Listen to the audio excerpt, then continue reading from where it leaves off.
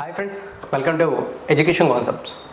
So friends, ఈ వీడియోలో మనం డిగ్రీ అండ్ డిప్లొమా ఈ క్వాలిఫికేషన్స్తో అప్లై అయితే చేసుకుని government sector job notification details అయితే తెలుసుకోబోతున్నాం.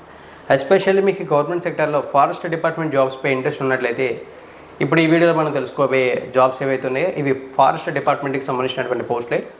వన్స్ డీటెయిల్స్లోకి వెళ్తే ఈ జాబ్ నోటిఫికేషన్ సెంట్రల్ గవర్నమెంట్కి సంబంధించిన Indian council of forest research and education అండర్టేకింగ్లో ఉన్నటువంటి ఫారెస్ట్ రీసెర్చ్ ఇన్స్టిట్యూట్ నుంచి రావడం అయితే జరిగింది.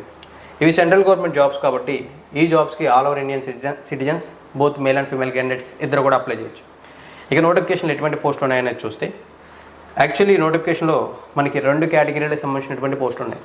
2 కూడా మనకి టెక్నికల్ అసిస్టెంట్సే, బట్ అవి డిపార్ట్మెంట్స్ అయితే కాస్త చేంజ్ అయ్యాయి. ఫస్ట్ ఆఫ్ ఆల్ మెన్షన్ చేసినటువంటి టెక్నికల్ అసిస్టెంట్ ఏదైతే ఉందో ఇది మనకి ఫీల్డ్, ల్యాబ్ అండ్ ఫారెస్ట్రీ డిపార్ట్మెంట్స్కి సంబంధించింది. సెకండ్ మెన్షన్ చేసినటువంటి టెక్నికల్ అసిస్టెంట్ జాబ్ ఏదైతే ఉందో ఇది మనకి సివిల్ ఇంజనీరింగ్కి సంబంధించినటువంటి పోస్టు. సో ఇక్కడ వివరాలు చూడొచ్చు. ఫస్ట్ ఆఫ్ ఆల్ మనం ఫీల్డ్, ల్యాబ్ అండ్ ఫారెస్ట్రీకి సంబంధించి చూసుకుంటే 2 వేకెన్సీస్ ఉన్నాయి. అందులో ఒకటి ఓబీసీ కేటగిరీకి, ఒకటి ఎకనామికల్లీ వీకర్ సెక్షన్కి అని చెప్పేసి డివైడ్ చేశారు.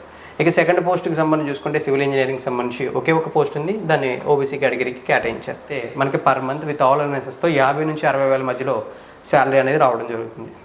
వన్స్ ఎడ్యుకేషన్ క్వాలిఫికేషన్స్ని చూస్తే ఫస్ట్ ఆఫ్ ఆల్ ఉన్నటువంటి technical assistant field, lab and forestry job ఏదైతే ఉందో ఆ జాబ్కి bachelor degree in science backdrop with botany, zoology, agriculture, forestry, biotechnology, biochemistry, microbiology, chemistry, environment science, statistics. So ఈ subjects ఏవైనా సరే మీరు చేసినటువంటి బ్యాచిలర్ డిగ్రీలో ఉన్నట్లయితే మీరు ఈ జాబ్స్కి అప్లై అయితే చేసుకోవచ్చు అని చెప్పి మెన్షన్ అయితే చేశారు. ఇక నెక్స్ట్ రెండో పోస్ట్ ఏదైతే ఉందో సివిల్ ఇంజనీరింగ్.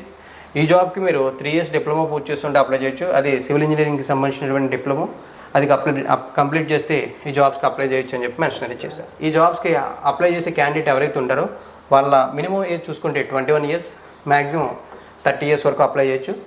రిజర్వ్డ్ కమ్యూనిటీస్కి గవర్నమెంట్ ఆఫ్ ఇండియా రూల్స్ ప్రకారం ఎస్సీ ఎస్టీ అయితే 5 years, ఓబీసీ అయితే 3 years, person with benchmark disability అయితే 10 years ఏజ్ రిలాక్సేషన్స్ ఉంటాయి. అయితే వాళ్ళకి కేటాయించిన పోస్టులు నోటిఫికేషన్లు ఉంటేనే ఆ ఏజ్ రిలాక్సేషన్స్ అప్లికేబుల్ అవుతాయి.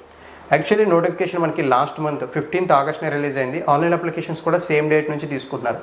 బట్ అప్లై అయితే చేయడానికి లాస్ట్ డేట్ ఈ మంత్ 14th, అంటే September 14th అనేది లాస్ట్ డేట్.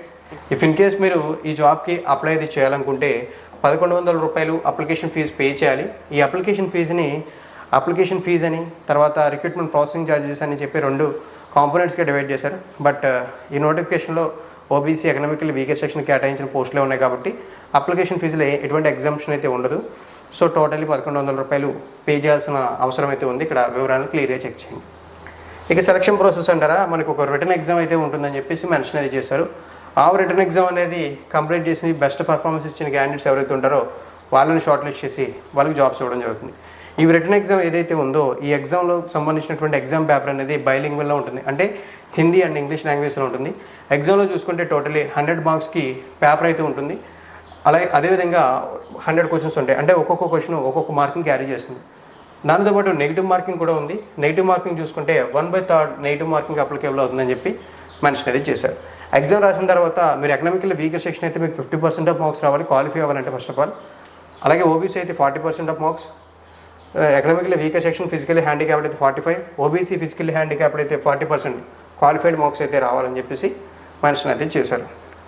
ఇక నెక్స్ట్ ఈ రిక్రూట్మెంట్కి సంబంధించిన సెలక్షన్ ప్రాసెస్లోనే ఎగ్జామ్ ప్యాటర్న్ గురించి తెలుసుకున్నాం కదా. ఇక ఎగ్జామ్లో ఏ టాపిక్స్ ఇన్వాల్వ్ అయ్యాయి అని చూస్తే ఎగ్జామ్లో చూసుకుంటే మొత్తం 4 topics ఉన్నాయి. అందులో ఒకటి జనరల్ అవేర్నెస్ అండ్ రీజనింగ్, రెండోది general English and general science, మూడోది అర్థమెటిక్, నాలుగోది రిలవెంట్ సబ్జెక్ట్. ఇలా టోటల్లీ మనకి 4 topics అయితే ఉన్నాయంటే 4 parts ఉన్నాయి ఎగ్జామ్లో. వీటిని చూసుకుంటే ఫస్ట్ 3 topics మనకి 20 మార్క్స్ 20 క్వశ్చన్స్ అని మెన్షన్ చేశారు. ఫైనల్లీ 4th part ఏదైతే రిలవెంట్ సబ్జెక్ట్ అన్నారో అది మాత్రం మనకి number of questions 40 and marks కూడా 40 అని చెప్పి మెన్షన్ అయితే చేశారు. ఈ జాబ్స్పై ఇంట్రెస్ట్ ఉంటే అప్లై చేయడానికి సంబంధించిన లింక్స్ కానీ నోటిఫికేషన్ డీటెయిల్స్ చెక్ చేయడానికి సంబంధించిన లింక్స్ కానీ డిస్క్రిప్షన్లో ప్రొవైడ్ చేస్తాను. నా ఎక్స్ప్లెనేషన్ నచ్చినట్లయితే లైక్ చేసి ఇన్ఫర్మేషన్ మీ ఫ్రెండ్స్తో షేర్ చేయండి. థ్యాంక్ యూ ఫ్రెండ్స్, వీడియోని ఎండింగ్ వరకు వాచ్ చేసినందుకు.